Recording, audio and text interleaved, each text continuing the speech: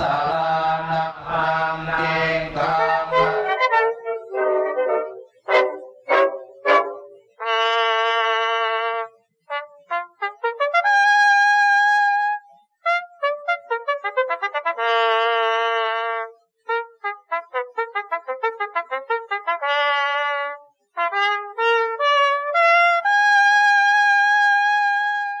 สบายดีมื้อนี้เขาจะมาสัมภาษณ์พระอาจารย์เบิ่งว่าเพิ่นจะ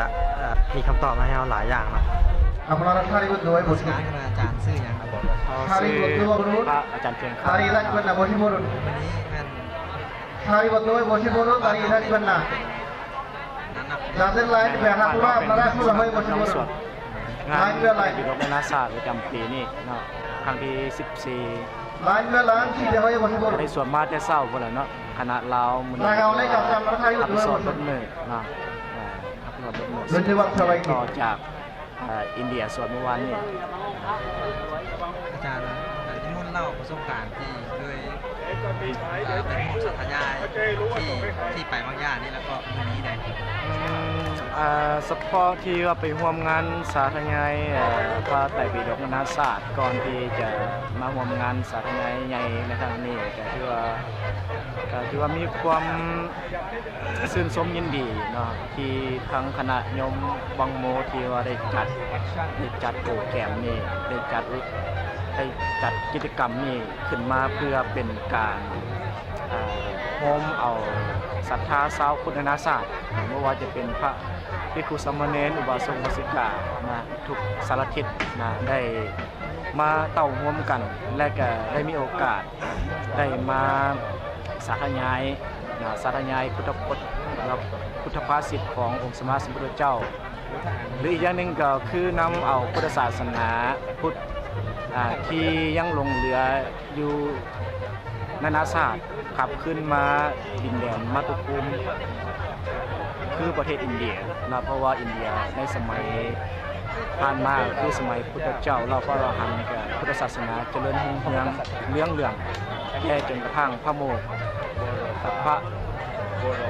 คัลลิบุตติสาเถระได้แนะนำพระเจ้าสมภารได้ทรงสมรภูมิไปนำเอาพุทธศาสนาไปแผ่อยู่เก้าสายเห็นให้พุทธศาสนายังคงเหลืออยู่ต่างแดนต่างประเทศเป็นหาเผ่าปัจจุบันนี้และก็สิ่งสำคัญที่ได้ไปร่วมกับคณะโยมวังโมและกับพระนานาชาติมีทั้งไทยและก็พม่าแล้วก็ลาวเฮาและก็ส่วนหนึ่งมาจากแบงกอรอมาจากอินเดียก็ได้ไปร่วมกันสาธยายแต่ละจุดเริ่มจากสารนาฏสูตรสาธยายอยู่หันอยู่ธรรมิกาสกุลสาธยายบทธรรมจักรกับประวัตนสูตรแล้วจากนั้นเราก็เดินทางไปที่เมืองหลวงของอินเดียเดินทางไปนิวเดลีไปสูตรสาธยายยูหันแมนเพิ่นใส่สูตรธรรมบทสูตรยูหันใช้เวลา 2-3 มื้อสูตรจบ ธรรมบทเปลี่ย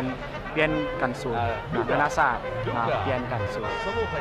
หลังจากนั้นก็เดินทางไปสังฆษะไปนมัสการตอนที่องค์สมมาสัมพุทธเจ้าเสด็จลงจากดาวดึงส์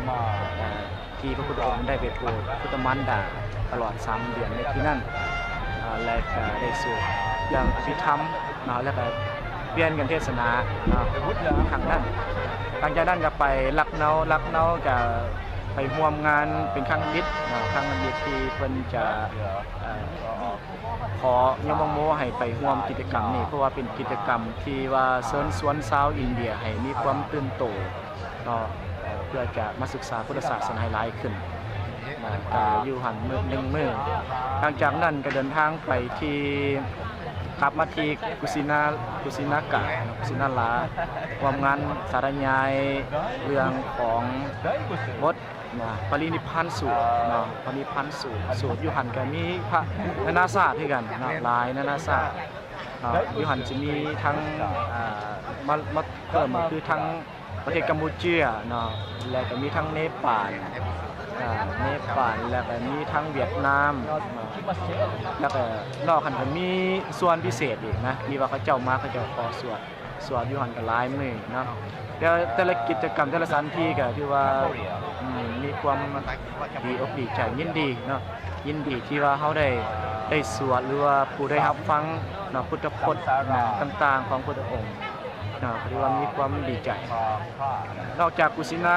ลาและพวกเขาก็เดินทางไปที่ประเทศเนปาลนะไปลุมพินีซึ่งทางประเทศเนปาลเพิ่นก็เรียกร้องเนาะขอร้องนำยมบังโมให้นำคณะไปสู่อยู่ลุมพินีหันตลอด3วันเนาะตลอด3วันเนาะสวดเรื่องของเรื่องราวของพระเวสสันดรเนาะก่อนที่พระพุทธองค์จะเสด็จลงมาอุบัติเล่าเรื่องบารมีของพระพุทธองค์ก่อนสวดอยู่หั่นเนาะก็ถือว่าอยู่ลุมพินีก็เป็นครั้งนิมิตนะลุมพินีก็ถือว่าเป็นสถานที่สำคัญที่ชาวพุทธควรไปแล้วก็สาธยายเรื่องพระเวสสันดรเพราะว่าชาวเนปาลนี่เมื่อได้ฟังเรื่องพระเวสสันดรแล้วเขาเจ้าจะมีความปิติยินดีนะแล้วเขาเจ้าจะมักให้ทานเป็นส่วนใหญ่เนาะแต่ขณะที่ว่าสวดสัญญานี่ชาวเนปาลนี่คือว่าเขาเจ้าพร้อมที่จะให้ทานพร้อมที่จะให้ทานนี่แหละเขาเจ้าดีใจเมื่อเขาได้สวดเรื่องของพระเวสสันดรนอกจากนั้นจากลุมพินีแล้วก็เดินทางมาที่ไวสาลีอยู่ที่วัดของมหาสลองเนาะก็มาสู่เรื่องของวินัยแล้วก็มีพระแล้วก็ญาติโยมเขาร่วมหลายจะมีที่คุณนี้ที่เป็นที่คุณนี้ชาวไทยเนาะที่เป็นสร้างวัดขึ้นอยู่ที่ไวสาลีมาร่วมกันและก็เดินทางมาที่สิ้นสุดที่พุทธคยาเฮาจนมาถึงปัจจุบันนี่แหละก็เริ่มงานมาตั้งแต่วันที่2วันที่8วันที่8ถือว่าเป็นวันหลักของเราแล้วก็จากเมืองลาวนะครับคือนำสูตรแล้วก็พระอาจารย์ใช่ครับ เราชื่อเพิ่นนะ